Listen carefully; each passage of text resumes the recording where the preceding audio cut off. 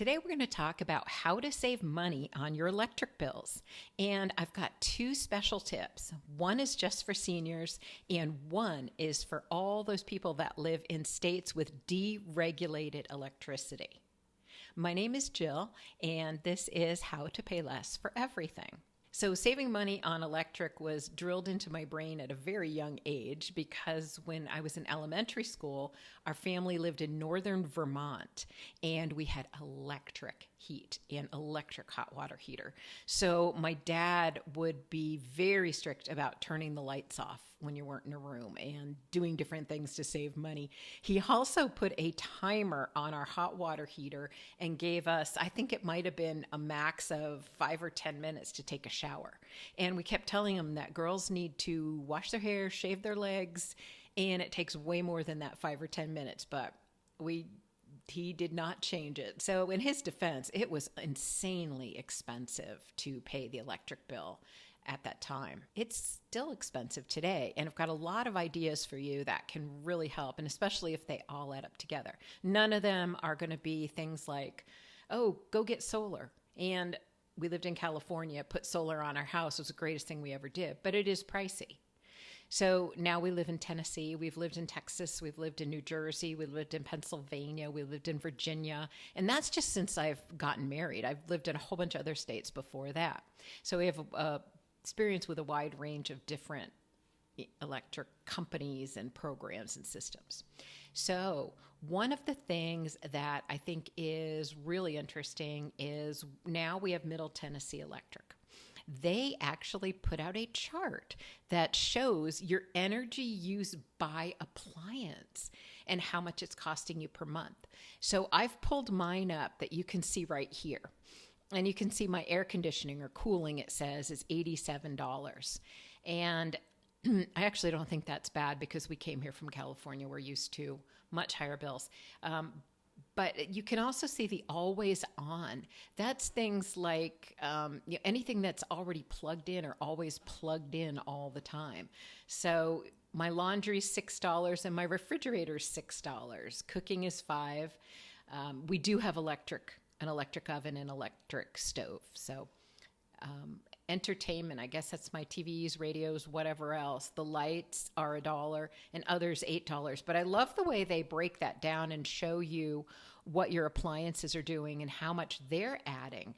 So you can ask and see if your electric company offers this.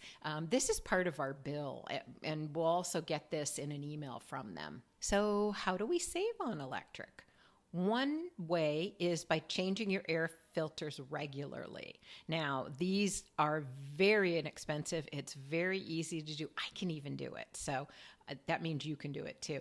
But you want to keep them clean, one, because it makes your system more efficient, but also it makes your air quality so much better. So I'm meticulous about this. I even put it on the calendar that we change them every 3 or 4 months to make sure that they're always clean. Number 2 is use fans instead of air conditioning. I'm not going to do this when it's hot, but you can keep your air conditioning bill a little lower by maybe keeping your AC at 74 instead of 72 and putting the fans on in the house. So for me, a lot of the way to cool off is air blowing on me. And I always say to my husband, I need air blowing on me. So I think that helps a lot. Number 3 is to switch to LED light bulbs. Now, they're brighter, they last longer, and they're more energy efficient. So without spending a boatload of money, what you can do is buy a package, and as light bulbs burn out, just start replacing them with the LED bulbs. Turn off the lights and unplug devices is number 4. So the funny thing is, this was ingrained into me as a child. My dad was always saying, turn the lights off, turn the lights off. And that is stuck in my head to this day. And no matter where I am, if I leave a room, I turn the lights off. I'm so conditioned to do that. So that does help. And unplugging devices, and I know certain ones drain more energy being plugged in than others do. And that's something I'm not sure which take the most. But that's 2 ways to make a big difference. Tip number 5 is another thing that we do. Now we live in Tennessee, and what we'll do is we control the blinds. We'll turn them up. Normally they face down. We'll turn them up to block the sun anytime the sun hits a window. So in the summer, even spring and fall too, we turn the blinds up. We go around the house, and as soon as the sun hits it, we turn those blinds up. And amazingly, I didn't know this. A lot of it I do because, one, I want to keep the house cool, but I don't like the sun on me. And so that's another reason I do it. But I did not know this, but your blinds can cut down on what they call solar heat gain up to 45%. And this is super simple. And now in the winter, you want to do the reverse and let the sun come into your house to help heat it. Number 6 is silly. But I actually do this too. So in the winter when it is cold, if you've used your oven, you've baked something, you've cooked something, you pull that item out, you turn your oven off, leave it open. Let that heat come out into the room. And that's going to save a tiny bit, but it also feels so good when it's so cold out to do that. Number 7 is check for senior discounts. There are different electric companies around the country that offer a flat out senior discount. Now, almost all of them offer discounts based on need. If you have very low income and you need that discount, most companies have that. But some have discounts for seniors across the board. It doesn't matter what your income is. Mine does not. We have Middle Tennessee Electric, but check yours and see if they do have it. Number 8 is to manage your thermostat. So if you're going to manage your thermostat, if you have one of the smart thermostats, you can program it.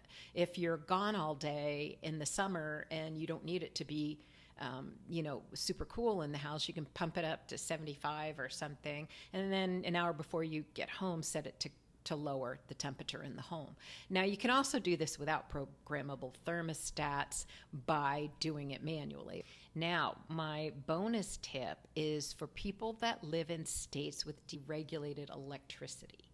We lived in Texas for 2 years, and they have deregulated electricity there.